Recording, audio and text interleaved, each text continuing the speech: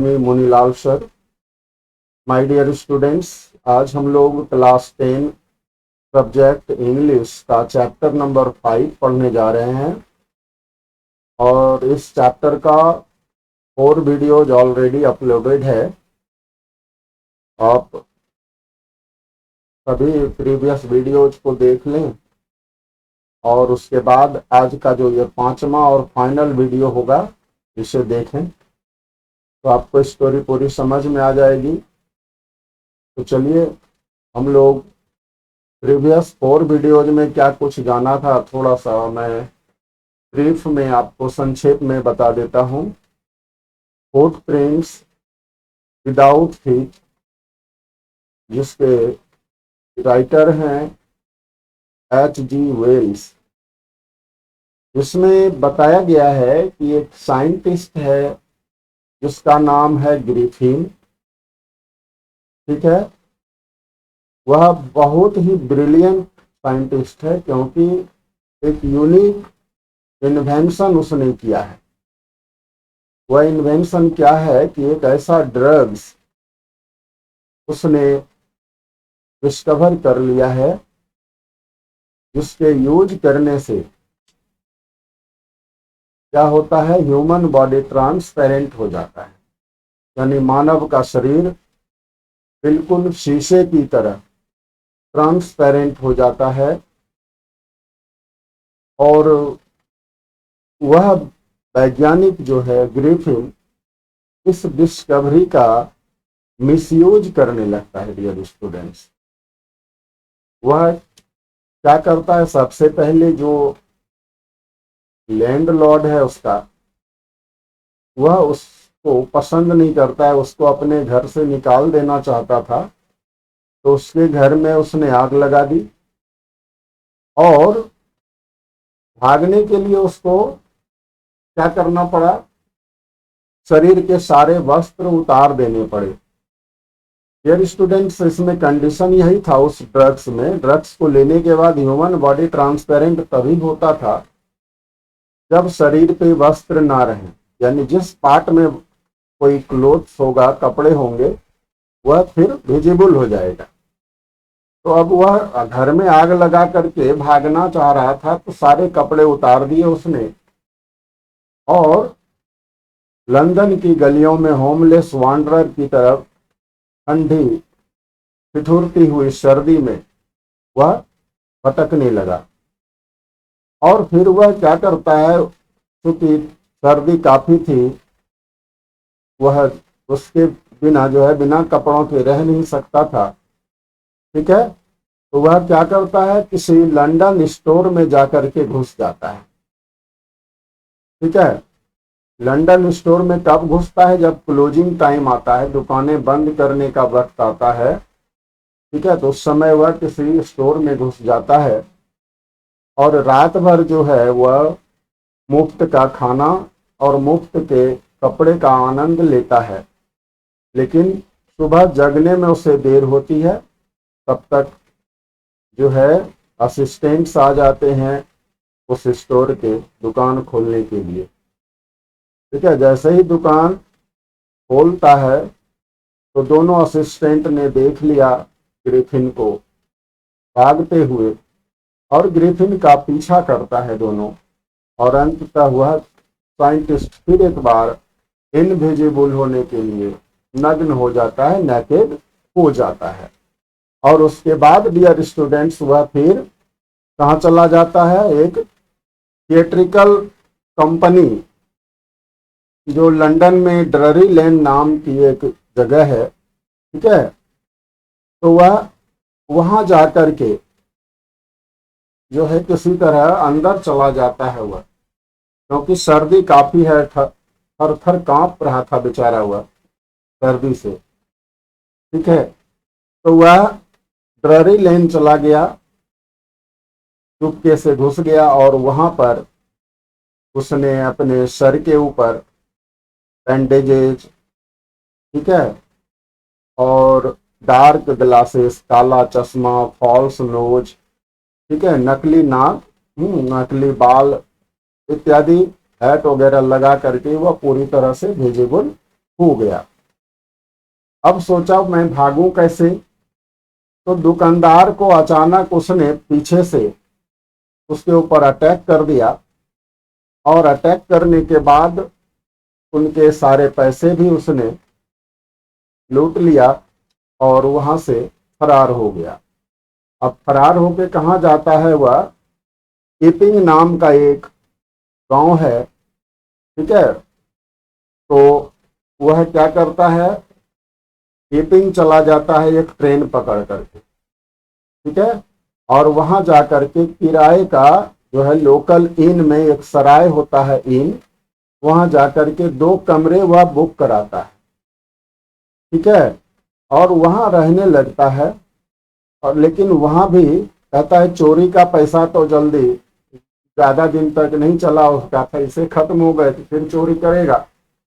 तो clergy man के study में उसने फिर चोरी की, और चोरी करने के बाद अब वह जब पैसे निकाल रहा था तो चिंक ऑफ मनी यानी पैसे की झंझनाहट सुनाई दी, ठीक है। क्लर्जी मैन और उसकी पत्नी जिसका नाम है मिसेस हॉल, तो दोनों जग गए उस झंझनाहट को सुन करके।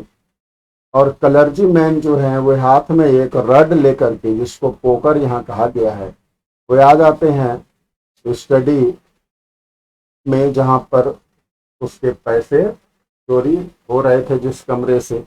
तो देखता क्या है, जैसे ही दरवाजा मारता है धक्का, दरवाजा खुलता है तो देखता है रूम तो पूरा खाली है, अंदर कोई भी नहीं है, ठीक है। उसके बाद क्या होता है, थोड़ी देर के बाद वह जो ग्रिफिन है डियर स्टूडेंट्स, एक्चुअली वह एक बार फिर से नेकेड हो चुका था उसी रूम में, क्योंकि वह तो इनविजिबल है तो दिख नहीं रहा था, ठीक है। लेकिन अचानक जो है मिसेस हॉल को लगा कि किसी ने सांस छोड़ा है, स्निफिंग की आवाज या कहिए साउंड जो है उसे सुनाई दी, ठीक है। और फिर उसके जो फर्नीचर्स हैं वे सभी अलाइव हो गए, यानी कुर्सी इत्यादि से जो है ना वह ग्रिफिन प्रहार करने लगा मिसेस हॉल के ऊपर, और इस तरह से दोनों को मार करके वहां से मार के भगा दिया, उस कमरे से बाहर निकाल दिया उस साइंटिस्ट ने। डियर स्टूडेंट्स, असल में हुआ क्या था कि जितने कपड़े उन्होंने ड्ररी लेन में थिएट्रिकल कंपनी से चुराए थे, सारे कपड़े उन्होंने उतार दिए थे, फेंक दिए थे, तो वह इनविजिबल था और ये सब जो है वह बदमाशी कर रहा था। मिसेस हॉल बेचारी सीढ़ियों पर गिर जाती है बेहोश सी होकर के। अब वह जो है सोचने लगती है कि कोई न कोई जो है प्रेत आत्मा जो है कमरे में प्रवेश कर गई है, ठीक है। और बहुत तरह की बातें करती है कि ये कुर्सी मुझे कैसे मार सकती है, मेरी माँ इस पे बैठती थी, ठीक है। लेकिन कहता है ये विच क्राफ्ट का, कोई कोई लोग ये भी कह रहे थे कि किसी डायन का चुड़ैल का खेल है, और अंततः फिर सस्पिशन जाता है उसी साइंटिस्ट के ऊपर कि हो न हो इसी का इसमें हाथ हो। तो लोगों ने क्या किया भाई, कांस्टेबल जो गांव का होता है, चौकीदार, उनको बुलवाया गया, ठीक है। तो चौकीदार के आने से पहले ही मिसेस हॉल जो है साइंटिस्ट के कमरे में चली गई, जो कि बहुत ही आश्चर्यजनक रूप से खाली था। क्यों कि साइंटिस्ट का कमरा जो है जनरली बंद रहता था, लॉक्ड रहता था अंदर से, और जब कोई अंदर घुस जाता था ना तो वह भड़क उठता था, क्यूरियस हो जाता था एकदम। तो दरवाजा जैसे ही खुलता है, यानी अंदर घुस जाती है मिसेस हॉल, और जोर जोर से वह बोलने लगती है कि तू मेरे चेयर से, मेरी कुर्सी से ऊपर के कमरे में क्या कर रहा था, हाँ तुम मुझे बताओ, क्या बताओ कि तुम जो है ये खाली रूम से बाहर कैसे निकला, और ये जो रूम जब लॉक था मेरा तो तुम उसमें अंदर कैसे चले गए। तो डियर स्टूडेंट्स, यहाँ तक हम लोग वीडियो जो पीछे का प्रीवियस वीडियो जो है उसमें हमने कवर किया था, और आज का जो वीडियो होगा डियर स्टूडेंट्स उसमें हम लोग ये वाला हिस्सा यहाँ से स्टार्ट करेंगे, द साइंटिस्ट। ठीक है, तो चलिए स्टार्ट करते हैं। The scientist was always quick tempered. Dear students, यहाँ पर क्विक टेम्पर्ड का मतलब होता है तनुक मिजाजी, उसको कहा जाता है हिंदी में, यानी बहुत जल्दी जिसको गुस्सा आ जाता है। तो वह वैज्ञानिक जो है क्विक टेम्पर्ड था। नाउ ही बिकेम फ्यूरियस, अब वह क्रोधित हो गया, फ्यूरियस हो गया, क्योंकि मिसेस हॉल चिल्ला रही है उसके कमरे में जाकर। यू डोंट अंडरस्टैंड हु और what I am, he shouted. यानी साइंटिस्ट ने चिल्ला करके कहा कि तुम्हें समझ में नहीं आता कि मैं कौन हूं और क्या हूं। वेरी वेल, तो कहा बहुत अच्छा, आई विल शो यू, मैं तुम्हें दिखा दूंगा। Suddenly he through of bandages, whiskers, spectacles and even nose। और अचानक ही उसने क्या किया, जो सर के ऊपर बैंडेजेज, विस्कर्स, नकली बाल वगैरह था, चश्मा था, सब उतार के फेंक दिया। It took him only a minute to do this. यह सब करने में उसको मात्र 1 मिनट का समय लगा। ठीक है, कपड़े उतारने में। The horrified people in the bar found themselves staring at a headless man। अब horrified मतलब डरे हुए, उस बार में, बार मतलब वही इन, ठीक है, तो उस इन के जो भी लोग थे वे काफी भयभीत हो गए, डरे हुए थे। क्यों कि उन्होंने क्या देखा कि एक हेडलेस मैन, एक ऐसा आदमी उन्हें देख रहा है जो हेडलेस है, जिसके सर ही नहीं है। अब देखो ऐसा क्यों हुआ हेडलेस, क्योंकि हेड उसका गायब है, यानी हेड पर जो उसने हैट वगैरह लगाया था, साइड विस्कर्स वगैरह, नकली बाल वगैरह, सारा कुछ उन्होंने उतार के फेंक दिया। तो हेड उसका इनविजिबल हो गया है, माथा दिख नहीं रहा है। तो लोग डर गए कि भाई ये तो हेडलेस है, बिना मुंड वाला आदमी है ये। अब मिस्टर जाफर, जो कांस्टेबल है वहां का, वह पहुंच जाता है। ठीक है, mister Jaffers the constable now arrived and was quite surprised to find that he had to arrest a man without a head. अब मिस्टर जाफर भी बेचारे परेशान हैं। क्यों? क्योंकि उन्हें ऐसे इंसान को अरेस्ट करना है जो विदाउट हेड है, यानी बिना मुंड का है वह। But Jaffers was not easily prevented from doing his duty. लेकिन जाफर्स भी थोड़ा था मजबूत आदमी, स्ट्रॉन्ग पर्सन था, ब्रेव था। तो अपनी ड्यूटी करने से उसको कोई जल्दी रोक नहीं सकता था आसानी से। ठीक है, इजीली आसानी से उसको रोक नहीं सकता था उसकी ड्यूटी करने से। ड्यूटी क्या है कि हेडलेस पर्सन को अरेस्ट करना। अब देखो वह कांस्टेबल क्या कहता है, if a magistrate's warrant ordered a person's arrest then that person had to be arrested with or without his head. उनका मानना है कि मजिस्ट्रेट का वारंट यदि आ जाता है, जिसमें यह ऑर्डर दिया जाता है कि अरेस्ट कर लिया जाए किसी भी व्यक्ति को, तो भाई वह व्यक्ति चाहे हेड वाला हो या बिना हेड वाला, उन्हें अरेस्ट किया ही जाना चाहिए। There followed a remarkable scene as the policeman tried to get hold of a man who was becoming more and more invisible as he threw off one garment after another। अब कहता है इसके बाद बड़ा ही remarkable scene, बड़ा ही मजेदार दृश्य जो है वहां दिखने लगा। क्यों? जब पुलिस वाला यानी मिस्टर जाफर्स प्रयास कर रहा था उसको पकड़ने का, जिसको उस साइंटिस्ट को और जो है ना इनविजिबल होता ही चला जा रहा था। एक के बाद वे कपड़े जो है ना दूसरे कपड़े को उतारते जा रहा था। जैसे जैसे कपड़ा उतार रहा है वह इनविजिबल होता जा रहा था। और फाइनली ये shirt flow into the air, और अंत में कहता है कमीज शर्ट हवा में उड़ी।